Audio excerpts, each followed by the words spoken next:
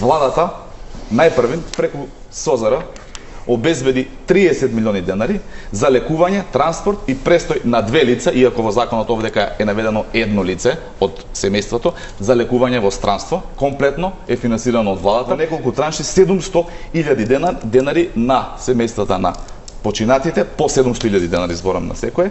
И така во Црвениот крст на наменска сметка во Црвен крст се собрани 130 милиони денари, затоа што владата има таква можност и сите оние компании, фирми, работодавачи што дојда во владата сака да финансираат, беа насочени таму и затоа се собраа толка вгорена средства. Ние како функционери дониравме, генерално граѓаните донираат, така што таа сметка дополнително се собрани средства. Исто така она кое што ќе го направи финансирање на единиците на локална самоуправа, Кочани ќе добие многу повеќе, дупло повеќе средства за разлика од она кое што беше планирано претходно и нормално веќе се преговара и се потврдени странски инвестиции кои што ќе донесат нови работни места за да направиме се што значи економски и социјален препород на Кочани.